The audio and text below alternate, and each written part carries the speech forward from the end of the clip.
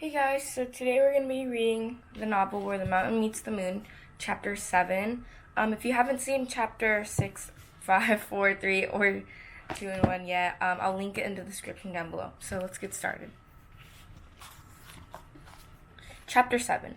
The sun had set and the moon was just beginning to rise in the sky when Ma and Ba returned home from the fields.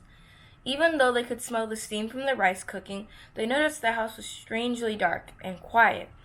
Why is Minli sitting in the darkness? Ma wondered as they approached the house. Perhaps she is sad about giving up her goldfish, Ba said as she shook his head. Can our fortune be any poorer? Ma sighed. We cannot even feed a goldfish for our daughter. But as Minli's parents entered the house and read her note, Ma made a noise like a shrieking cat. I spoke too soon, Ma cried. Our fortune is now the worst, and for only daughter is gone. Quiet, quiet, wife, Ba hushed her. If we move quickly and we can find her and bring her back home.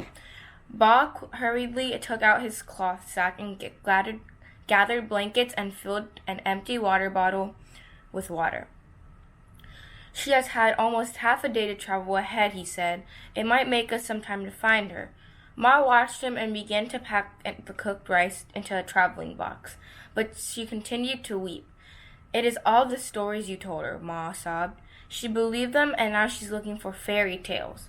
Her words cut into Ba like slices of a knife, but even if, though his face was pained, he said nothing and continued to pack. His hands trembled as he tied the bag closed, but they were gentle when he put them on Ma's shoulders. Let us go, he said. As they left the house, many of their neighbors poked their heads out their doors. They had heard Ma screaming through the thin walls of their closely spaced house and wanted to know what had happened. When Ba and Ma told them, it seemed as the whole village poured out of their homes. Never any mountain? The old man of the moon? Changing your fortune, the neighbors said. You better go find her, or else she will never return.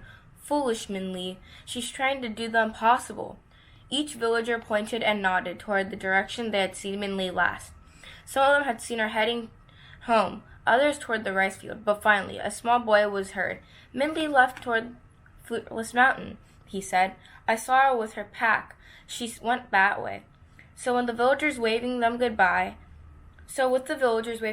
Ma and Ba walked toward Fruitless Mountain, their dark shadows trailing behind them in the moonlight. But when they reached the mountain, they looked at each other uncertainly. Where did she go from here? Ba wondered, and he lit the lantern in his hand. The soft light seemed to warm the air and soften their growing darkness. Here, Ma cried out, pointing to the ground.